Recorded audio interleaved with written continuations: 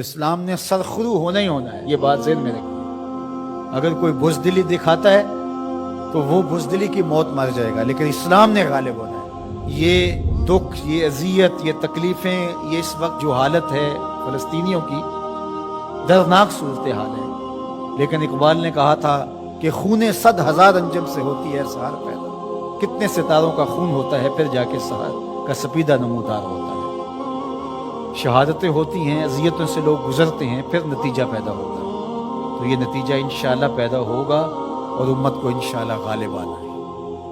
ہمیں اپنے حصے کا کام کرنا ہوگا، ہم نے ان کے ساتھ کھڑے ہونا ہے۔ اس وقت صورتحال یہ ہے کہ پوری دنیا کی اشرافیہ، ایک دو ممالک کے علاوہ، وہ ان کے ساتھ نہیں ہے۔ وہ بیان بازی کی حد تک اپنی عوام کو مطمئن کرنے کے لیے رسمی کارروائیاں کرتی ہے۔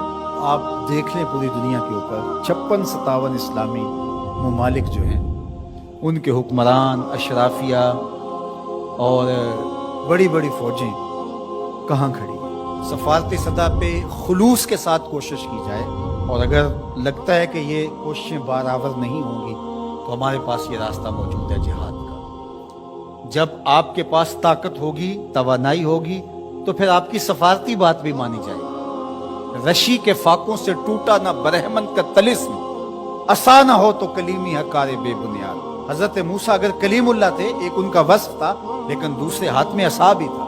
جہاد کا آپشن موجود ہے آپ کے پاس، اور انہیں پتا ہو اگر ان کی بات سفارتی سطح پہ نہیں مانے گی تو یہ راستہ ان کا کھلا ہوا ہے اور اس سے گریز نہیں کریں گے، تو پھر آپ کی بات سفارتی سطح پہ مان لی جائے۔ لیکن انہیں پتا ہے کہ یہ چیخ چلا کے رو کے جو ہے وہ پھر خاموش ہو جائیں گے، تو وہ آپ کی اشک شوئی بھی نہیں کریں گے، محض ایک رسم کے طور پہ کاروائیاں ہوں گے اور بات ختم ہو جائے گی۔ سلامتی کونسل اقوام متحدہ ہمیں کیا دے گی؟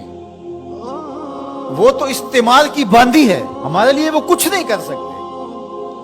امت کو اپنا پلیٹ فارم فراہم کرنا ہوگا، اور امت کو اپنے مسائل حل کرنے کے لیے ہمارے پیغمبر نے جو راستہ جہاد کا دیا ہے اسی راستے پہ چلنا ہوگا۔ پھر دیکھنا کہ کس طرح کفر دم دبا کے بھاگتا گھٹنوں کے بال آتا ہے۔ مسلمان کا مقابلہ نہیں ہو سکتا اگر وہ غیرت پہ آ جائے تو۔ دوسرا، اس وقت وہاں بیچارے لوگ سسک رہے ہیں، ان کے پاس دوائیں موجود نہیں ہیں، اور ان کے پاس غذائی قلت ہے، مکان ان کے ختم ہو گئے۔ اقوام متحدہ کی رپورٹ کے مطابق 52,000 لوگ بے گھر ہو گئے، اور کہیں اس سے زیادہ لوگ بے گھر ہوئے ہیں، یہ تو ان کی رپورٹ ہے۔ تو اس لیے اللہ نے ہمیں آسودہ زندگی دی ہے، تو ہم آدھی روٹی کھا لیں اور آدھی روٹی ان اپنے مسلمان بھائیوں کے لیے بھیجنے کی کوشش کریں۔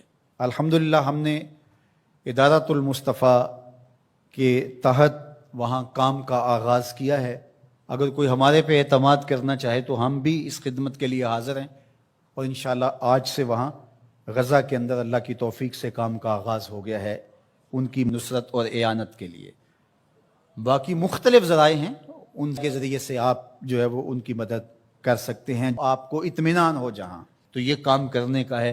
اس وقت سوشل میڈیا اور دیگر جو ابلاغ کے ذرائع ہیں وہ بہرحال اس دور کے اندر مؤثر ہیں، اور ان کے ظلم کو، جبر کو بے نقاب کرنے کے لیے یہ ایک اچھا ذریعہ ہے۔ اور اس مرتبہ پہلی بار ایسا ہوا ہے کہ پوری دنیا کے اوپر ان کے جور و ظلم سامنے آئے ہیں۔ پہلے ان کا اپنا میڈیا تھا، میڈیا پہ قبضہ ہوتا تھا اور کچھ باہر نہیں نکلنے پاتا تھا، لیکن اس مرتبہ کیسے کیسے مناظر جو ہے وہ آپ کو دیکھنے کو مل رہے ہیں، اور لوگوں کا جذبہ اور جوش و خروش آپ کو دیکھنے کو مل رہا ہے۔ تو ہمارے پاس جو بھی ٹولز ہوں ان کے ذریعے سے ہم ان کی آواز کو پوری دنیا کے اوپر پہنچائیں، یہ ہمارا کام ہے جو ہمیں ہر صورت کرنا چاہیے۔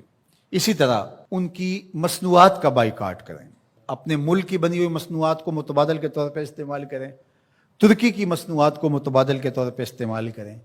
کفر کی آنکھوں میں کھٹکتا ہے ترکی، وہ چبھتا ہے ان کی آنکھوں کے اندر کہ کس طرح اس کو مٹا ڈالیں، تو ان کے ساتھ کھڑے ہوں۔ آپ سیاحت کرنے جاتے ہیں تو ترکی جائیں دیگر مغربی ممالک کی بجائے۔ ترکی میں انبیاء کی قبور موجود ہیں، صحابہ کی قبور موجود ہیں، اور ترکی میں اصحاب کہف کا غار ہے، ہماری تاریخ ہے ترکی میں بہت ساری، تو وہاں دیکھیں، اور وہاں ان کے لوگوں کا جذبہ اور ان کا ایمان اور ان کا اخلاق پھر پاکستانیوں سے جس طرح وہ ٹوٹ کے محبت کرتے ہیں۔ ترکی کی مصنوعات کو استعمال کریں، دیگر بلاد اسلامیہ کی مصنوعات کو استعمال کریں، پاکستان کی مصنوعات کو استعمال کریں، معیار میں کم ہی کیوں نہ ہو، کوئی بات نہیں ہے، مصنوعات جو ہیں وہ اپنے ملک کی، اپنے وطن کی استعمال کریں۔ تو بائیکاٹ کریں گے تو انشاءاللہ اس سے ان کو مالی نقصان ہوگا اور جو ہے وہ مسلمانوں کو اس کا فائدہ ہوگا۔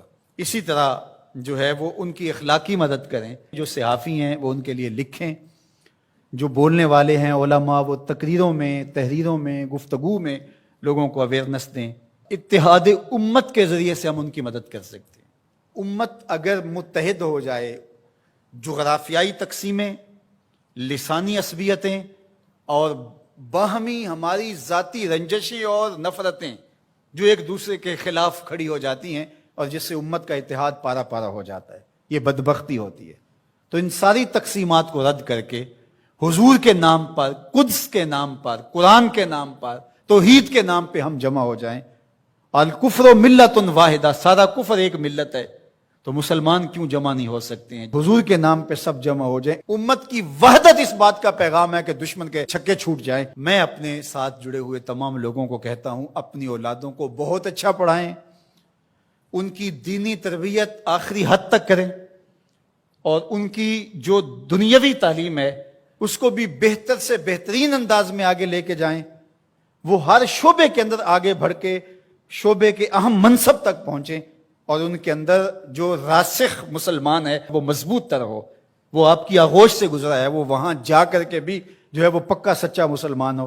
سب لوگ اس طرح جب آگے جائیں گے تو پھر نتیجہ آپ کے سامنے ہوگا، لیکن اگر ہم یہ نہیں کریں گے تو پھر ہم سوائے چیخنے چلانے کے، صدائے احتجاج بلند کرنے کے اور کچھ نہیں کر پائیں گے۔